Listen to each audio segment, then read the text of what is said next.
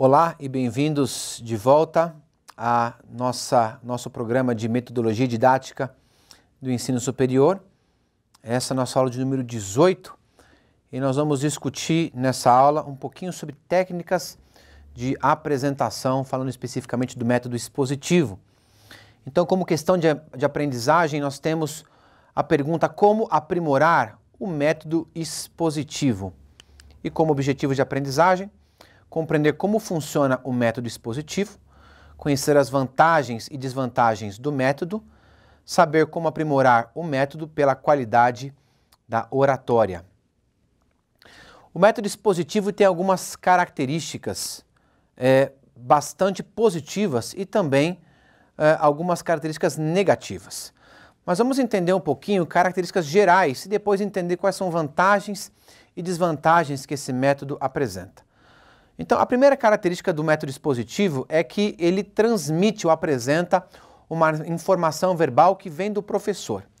Então, o método expositivo depende muito da qualidade, primeiro, de profundidade de conhecimento que o professor apresenta e, segundo, da capacidade didática ou da técnica oratória e de apresentação desse professor.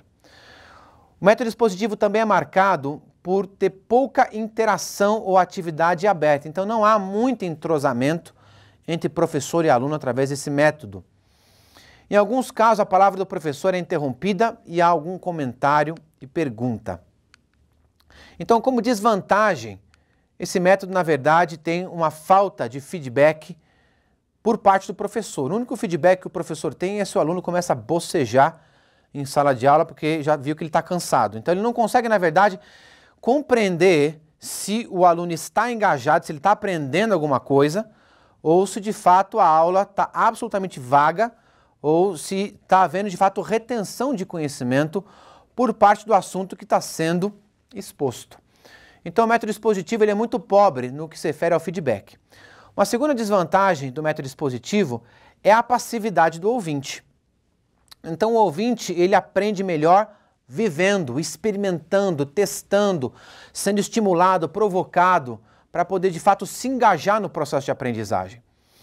Ele tende a esquecer mais rapidamente quando ele só usa o estímulo de ouvir. O ouvir é um dos recursos mais pobres de retenção de conhecimento que nós temos no processo de aprendizagem. O método expositivo ele é basicamente um aspecto visual e um aspecto auditivo. A duração de aula e a extensão do interesse do aluno são inversamente proporcionais. Segundo Teixeira, um aluno é capaz de se concentrar no que está sendo dito pelo método expositivo durante um prazo de 15 minutos. Depois de 15 minutos, o aluno ele vai até a Lua, ele vai até Marte, ele simplesmente sai da sala de aula, porque ele não consegue ficar mais do que 15 minutos concentrado num conteúdo específico. Enquanto uma aula pode durar 1 ou 1 hora e meia de extensão. Então é importante entender que o método expositivo precisa de interrupções, precisa de intervalos, talvez através de uma história, talvez através de uma experiência cômica, ou através de uma pergunta que leve os alunos a uma reflexão, para que esse processo possa ser renovado e reciclado e a concentração e a atenção possa ser recuperada no processo expositivo. O método expositivo também tem uma desvantagem porque ele desconsidera as habilidades e o conhecimento individual que existe no grupo que está sendo ensinado. Então, existem experiências riquíssimas que poderiam servir como contribuição e não são, porque há uma única figura que está transmitindo conhecimento e informação, que é a figura do professor. E por fim, o método expositivo depende muito da habilidade oratória do professor. Então, se o professor fala monotônico, é muito provável que os alunos vão tirar uma boa soneca durante a sala de aula, se ele não tiver uma habilidade oratória mínima para se engajar, para mudar o tom vocal que ele utiliza e uma série de outros recursos oratórios para tornar aquela exposição, aquela aula interessante. Agora, esse método também tem algumas vantagens e por isso ele é muito utilizado em praticamente 90% do nosso processo de aprendizagem. O método expositivo está presente. Uma das vantagens é que o expositor pode claramente comunicar o seu entusiasmo. Quando o professor fala de um tema que ele ama, ele consegue contagiar os seus alunos. Agora, o problema é que nem sempre o professor fala de temas que ele gosta. Então, da mesma forma, ele pode transmitir entusiasmo, como pode transmitir um desinteresse absoluto por aquele assunto. Eu tenho certeza que você temos inúmeras experiências em que nós somos contagiados pelo entusiasmo de um professor a respeito de um assunto, ou talvez pelo desânimo de um professor a respeito de um assunto que talvez ele não gostasse ou não tivesse muito interesse em estar lecionando. É um método que é econômico, direto e integrado. Eu consigo criar grandes ideias de maneira simples, concatenadas e transmitir para você em alguns segundos ou minutos. Então isso torna o método expositivo um método muito eficiente. Eu também consigo atingir muitos alunos de uma só vez, o que se adequa a um modelo educacional universitário onde você coloca muitas vezes, ainda que não recomendado, 100 alunos numa sala de aula e o único professor, através do método expositivo, consegue alcançar, evidentemente, esses 100 alunos. Você consegue transmitir e resumir ideia-chave de maneira muito simples. Você coloca o controle da aula na mão do professor, quando você abre para métodos experimentais ou métodos interativos, nem sempre o professor consegue controlar o tempo ou mesmo o processo de aprendizado. E você naturalmente cria um certo conforto ao expositor, porque ele vai determinar o tema e o ritmo da aula segundo lhe interessa. Agora eu gostaria de deixar algumas formas simples de como aprimorar o método expositivo e torná-lo, na verdade, um método que permite uma interação maior com o grupo ou com a sala que está sendo trabalhada. Primeiro, use, na verdade, estimule o feedback dos alunos, faça perguntas, permita que haja contribuição e outras ideias de membros do grupo que está sendo exposto a essa exposição.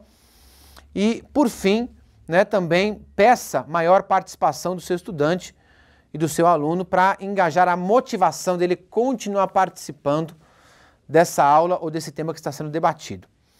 Então, assumir o papel de facilitador e não controlador é uma excelente forma de você fazer um método expositivo interessante. E como fazer isso? Primeiro, ouvindo os argumentos que estão sendo articulados pelo seu aluno. Observe o processo grupal, como é que está a dinâmica de discussão, o nível de engajamento dos alunos naquele tema. Permita pausas e silêncios, onde o aluno pode pensar naquilo que está sendo falado e poder digerir aquela ideia antes de passar para a próxima. Registre e verifique se está sendo entendido o que você está falando. Por exemplo, está claro, pessoal? Está claro o que está sendo dito? Há alguma dúvida? Essas perguntas de feedback ajudam que o professor consiga simular e receber feedback se o grupo está engajado ou compreendendo o que está sendo dito. Encoraje, elogie, reconheça as contribuições que são feitas ao longo da aula de maneira a convidar o grupo a sempre estar participando da sua exposição. Teste o consenso do grupo a respeito de conclusões. Como, por exemplo, vocês concordam com isso? Há alguém que discorda? Alguém gostaria de complementar alguma coisa? São perguntas que vão convidar o grupo a debater a ideia e poder sentir o nível de concordância sobre aquele tema que está sendo discutido. E forneça um resumo ou conclusão no final que ajude o aluno a assimilar as principais ideias que foram trabalhadas naquele momento. Nesse slide eu gostaria que você observasse uma lista de sugestões de tornar a sua aula expositiva mais gostosa, mais interativa, trabalhando com as qualidades do orador. E especificamente gostaria de estimular você a aprimorar na sua oratória esses 5 elementos. Primeiro, a expressividade, que fala da sua expressão facial e da sua expressão corporal, porque o corpo fala.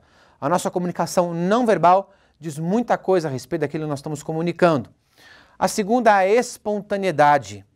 Então é legal você ter o seu personagem docente, bem definido, mas também trazer elementos seus pessoais. Então, lembra, 50% é o ator, 50% é a personagem. Traga elementos que são seus e são legítimos, tornando a sua aula cada vez mais espontânea. Saiba usar a sua voz, para que aquela pessoa com dificuldade auditiva consiga te escutar lá no fim da sala de aula, projetando bem a sua voz. E também usando a variação, na medida que você quer expressar emoção através daquilo que você está dizendo, contando uma história ou querendo marcar um ponto específico que você está destacando naquele momento. Dicção e ritmo também é importante.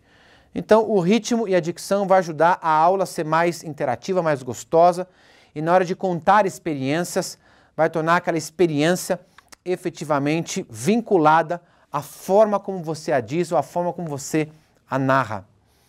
E corpo e espaço é importante. Então, a sua projeção na sala de aula, o seu contato visual com o aluno, a maneira como você interage.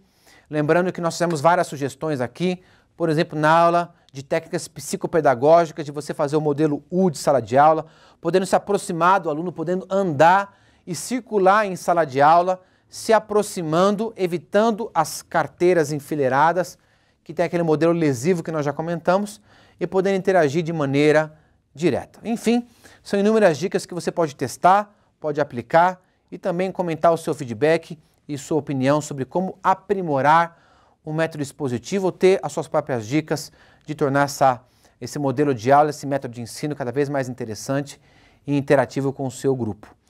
Eu quero agradecer o teu empenho, a tua participação nesse módulo, desejar que ele tenha contribuído efetivamente para você e que você possa crescer como um professor ou como um apresentador, um palestrante, se assim o for, e poder de fato continuar nessa nobre missão de levar a educação adiante, de estimular a aprendizagem, que é um processo tão fundamental no desenvolvimento humano, no crescimento pessoal e profissional que todos nós buscamos. Eu desejo absoluto sucesso para você e até a próxima. Obrigado.